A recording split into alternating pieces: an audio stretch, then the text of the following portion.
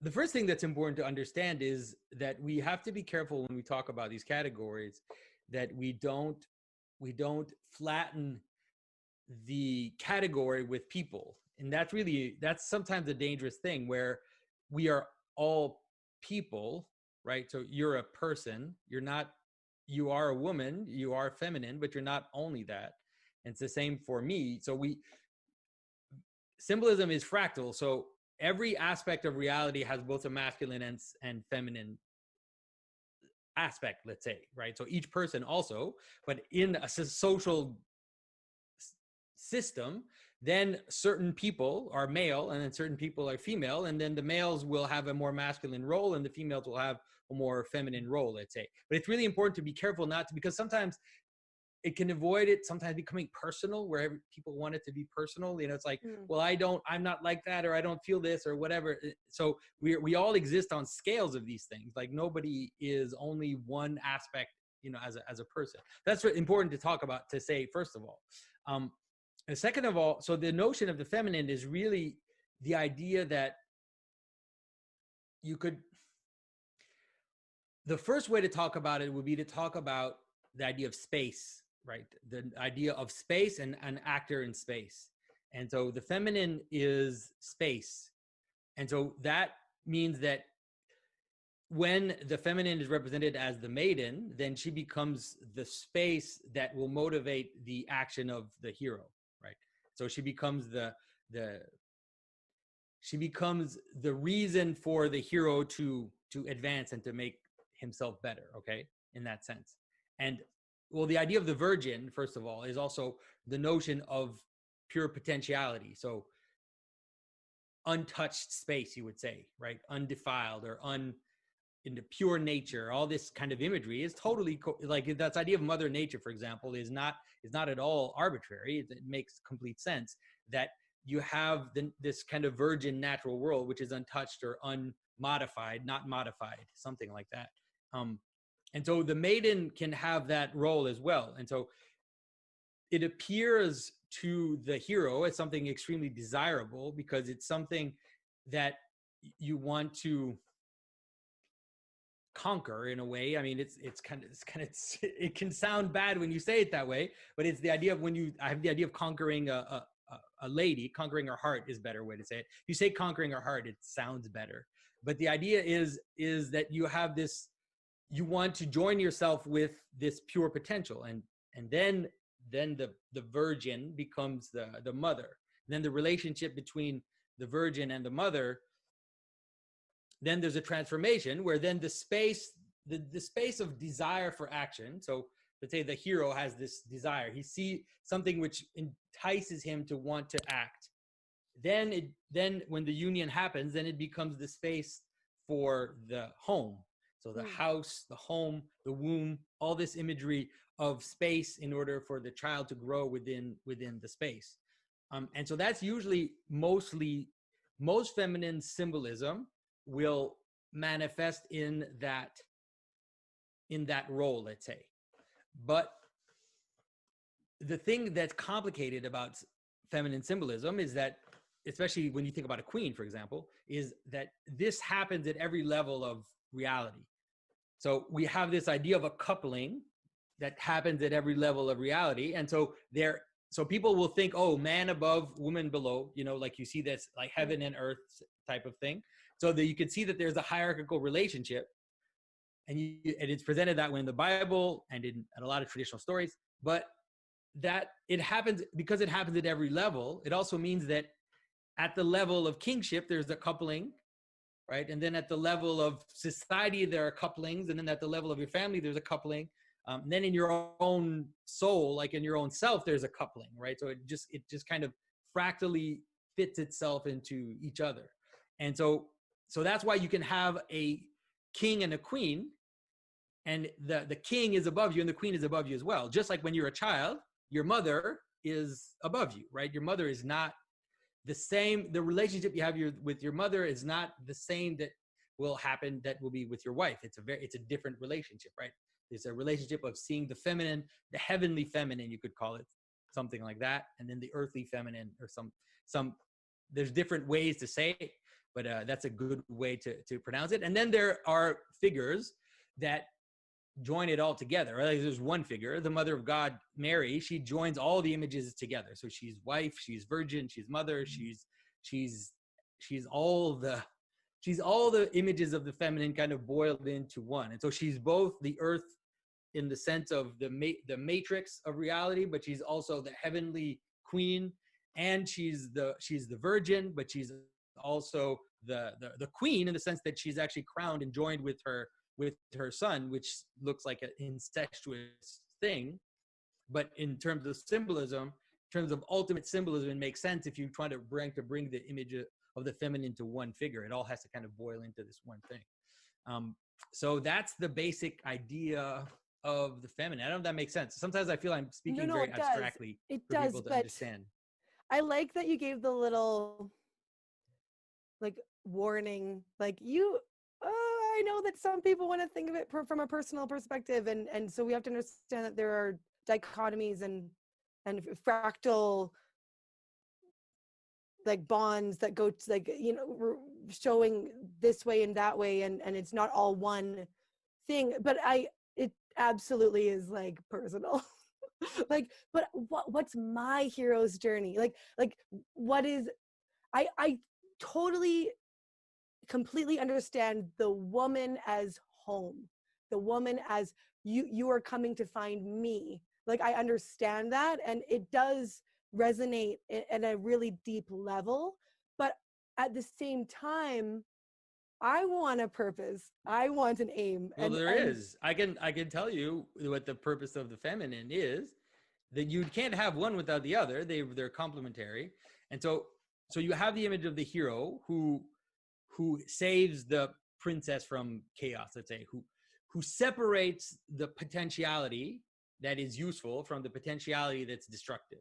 Okay, that's usually what when you save the virgin from the dragon, it's as if you're taking potentiality that's useful. You're separating a good way to say it, which is very Mesopotamian, is you're separating the salt water from the fresh water.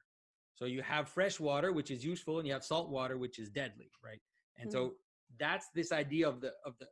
So the hero comes and he conquers the virgin, he conquers the maiden. Okay, now the reason why he's conquering her is because she is giving him focus, right? He wouldn't be a hero without her. He wouldn't do anything. He would just sit around and play video games and eat chips and that's what he would do, right? Because the feminine is the frame of reality. So okay. An image, the best image of the feminine, I think one of the best images of is in scripture. You have Mary, who at the wedding of Cana, this is one of the most mysterious and amazing stories ever told. So Mary, there's this wedding and they run out of wine. And Mary says to Christ, they ran out of wine. So what she's doing is she's presenting a problem. She's presenting a quest. It's very little, it seems like a little quest, but she's presenting a quest. She's framing reality. She's saying, this is the frame. Now you have to answer the question. Here's the question. You answer the question. But that question, that's a very, very powerful thing. I don't think you can understand how powerful that is. There's a great quote in My Big Fat Greek Wedding, which looks very cliche or kind of silly when you hear it, but everybody has heard it, where the woman says to her daughter, she says, the man is the head of the household, but the woman is the neck. And it's a great quote. It's an amazing insight into the feminine, because what she's saying is the woman will decide what the man looks at. She will frame reality. She's going to give him the frame, and then he's going to answer, but he's going to answer within that frame. So when Mary says, there's no wine, she's saying, okay, act. Reveal yourself. Manifest the logos. but manifest it in this question, right? It would be silly if she said there's no wine, and then Christ, changes stones into bread. Like, why are you changing stones into bread? I said there's no wine, right? That's the issue. That's the frame. Now act within that frame, okay? And so that's why, Jordan Peterson talks about this, but you can understand it at a very deep level.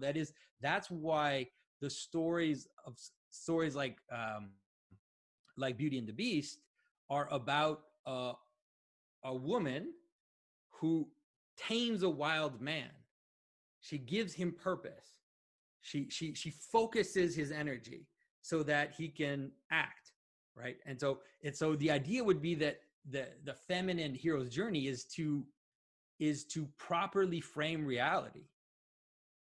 That sounds very abstract, but in practice, it can be it can be extremely practical, right? It can be extremely practical, because that's also that's also in a way what mothers do with children, right?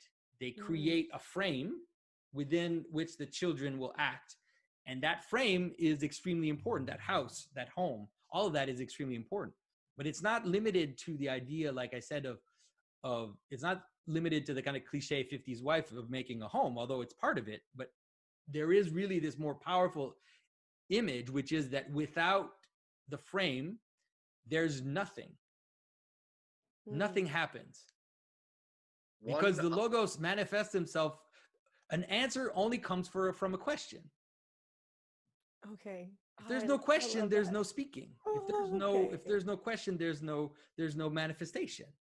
So, okay, does it make sense to say that women are the question / sorry, not women. I guess you could say feminine or women. Like, they're the call to action. They're the question. Yeah.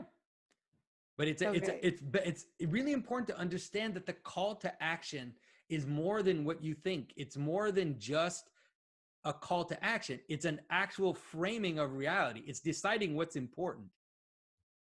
Okay. It's actually it's relevance realization in the way that John Vervaeke talks about it. It's framing the discourse. Okay. So framing the discourse comes before the discourse. Oh, I'm just thinking Mother Nature came first. Well, it's all being revealed, Jonathan. Well, you can see that if you look at